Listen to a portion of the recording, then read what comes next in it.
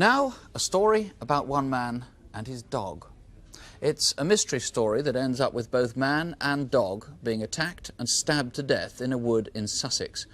As the story unfolds, you may feel that you have rather little sympathy for the man. He was a drugs dealer, and one that cheated his customers at that. But the police are particularly anxious to catch the killer. It looks like what's at stake here may be a drugs ring whose members are prepared to kill to get their way. The trail starts at a seaside town. Hastings is a quiet south coast resort with pleasure craft and fishing boats and a tradition of smuggling that goes back generations. The modern contraband is drugs, and for those that want it, there's anonymity in a town that's used to having visitors, and there are good connections to London and beyond. 5 months ago, these men discovered how deadly some of those connections are. Near Brightling, 12 miles from Hastings, there's an aerial ropeway that links a gypsum mine and its processing works. For 3 months, there'd been something lying, decomposing and undetected in the undergrowth. What you got there? What you found? Leave. Get away. Hey! Easy. Gary Collins was barely recognisable. He'd been 25, tall, with dark curly hair. He and the dog had been beaten and stabbed repeatedly. Gary had always lived in Hastings, a fit young man, a sportsman. He'd been living with his girlfriend, and the two of them had been saving up to buy a house. Gary and his Alsatian collie Trudy had gone missing 2 weeks before Christmas. The last time they were seen alive was when they left their rented flat in St Thomas's Road in Hastings. It's 10 o'clock on the morning of the 12th of December last year. A neighbour saw him leave. Gary Collins should have gone to work that day, but didn't. He had a part-time job packing eggs, but police now know Gary had been running a little business of his own. He started by selling small amounts of cannabis to friends, but then to an ever-growing market. He was known to customers and dealers as the man with the dog.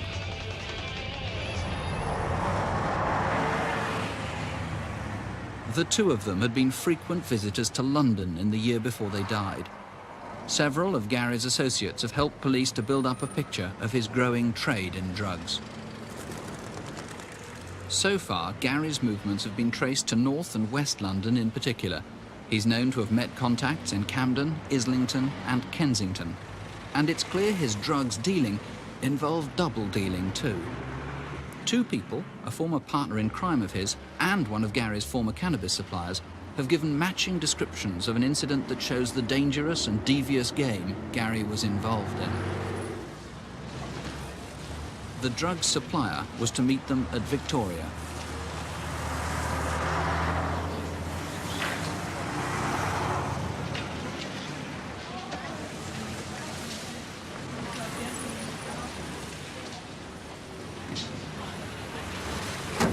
Get it all?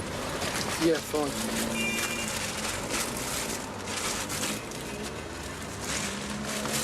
I'll put this in the boot. Yeah. You got a fag? You have one of his, you want one?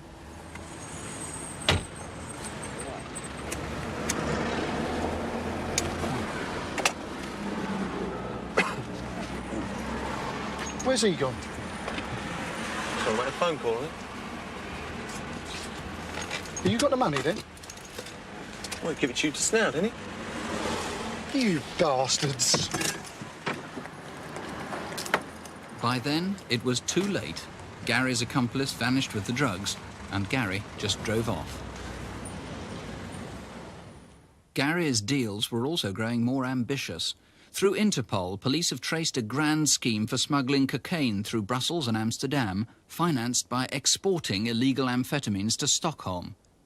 Shocked by Gary's murder, another dealer at the time explains how Gary was now playing in a bigger league. He was known as the dealer, the man with the BMW and the dog. He would have been an easy target to any of the other type of gangsters that are just looking plainly to rip people off.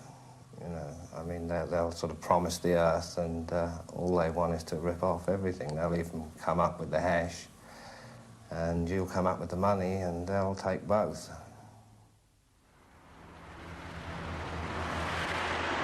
What happened in the last few hours of Gary's life is still not known. Remember, it's Monday morning, 2 weeks before Christmas. Someone drove his grey BMW to Battle railway station. The station staff saw it there at noon. The rest is speculation. Except for one thing. Whoever took the car there took the trouble to turn it round in the narrow car park to face the exit.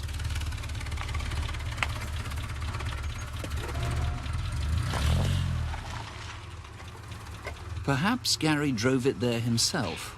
Maybe he'd arranged to meet a contact there.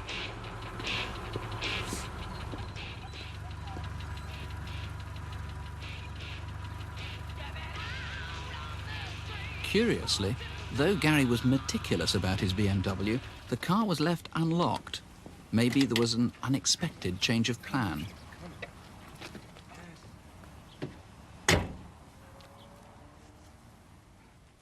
Or maybe Gary met someone at Battle Station from a London or Hastings train, and perhaps they drove off together, and the car was later taken back there after Gary's death.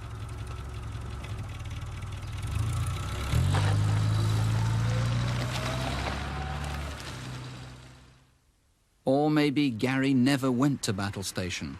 The car was simply dumped there after he was killed.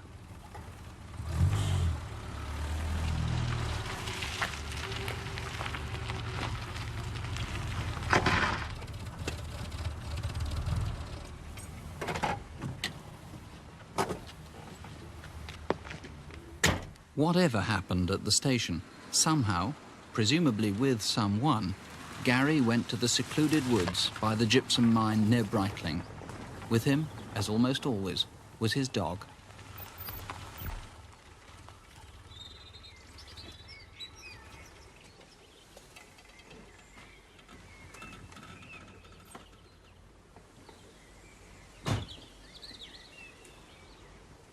Somewhere he changed into Wellingtons from the light brown moccasins he'd been wearing when he'd left the flat. The moccasins are an important clue. They haven't yet been found. It's fairly certain from forensic evidence that Gary was alive when he arrived at the woods near Breitling. Maybe he was forced there. Maybe he was going to retrieve some hidden drugs or money. On Monday, December the 12th last year, Gary Collins and Trudy went on their last walk together.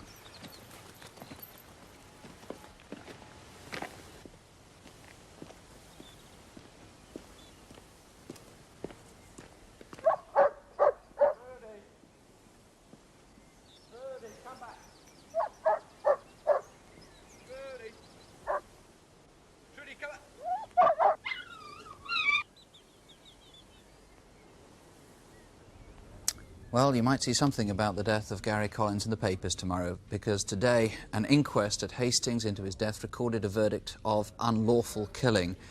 Superintendent Clements, it's obviously a very difficult case for you, because people who've been dealing in drugs, people who've been buying cannabis, are most unlikely to come forward as witnesses. That's true. We've considered the matter so serious that we've granted an amnesty against anybody that has had any drug dealings with Gary Collins, in the hope that they'll come forward and give us information or evidence that may help us trace the person responsible for Gary's death.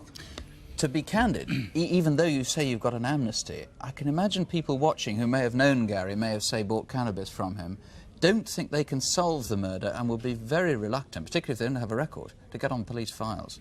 Well, I can quite definitely say that anyone that comes forward and gives details about dealings they've had with Gary can feel absolutely certain nothing will happen.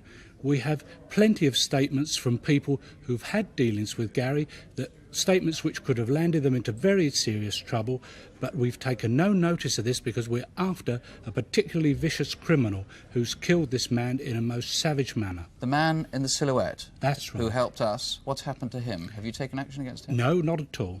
And if people want to ring anonymously, will you listen to their information? Absolutely. Obviously, the best information is from persons who give their name and address, but anyone who wants to ring anonymously, we should be more than pleased to hear what they've got to say, Mr. Ross. Now, if people do ring in, What is it that you want to know? What sort of people do you want to reach? We want to hear from people that have known Gary, especially in drug stealing, anybody that might have seen him when he arrived at Battle Railway Station on the 12th of December, or perhaps even out at Brightling Wood. People that might have been on holiday that just happened to be passing and didn't even know that a murder had been committed. The date, of course, 2 weeks before Christmas, what, the 12th of December, That's wasn't right. it? So you really want anybody who knew Gary, did drug stealing, but knew him at any stage and may know nothing about the murder? Well, if they think they can help us at all, we would be more than pleased to hear from them. Have you got hold of everyone you want in particular? Are there any people you know of out there that haven't yet come forward? There is a lady, a blonde woman, in a brown coat that has been seen by a green Toledo that has been seen with Gary on the A21, which is the battle to the main London road, on at least 2 occasions, and on one occasion which she was with 2 men who carried grey disposable bags. And I would like to say, Mr. Ross, that there is also, of course, a reward of £5,000 offered by Mr. Collins Sr., Gary's father, for any information that leads to the arrest and conviction of the persons responsible for Gary's death. Bill Clements, thank you very much indeed.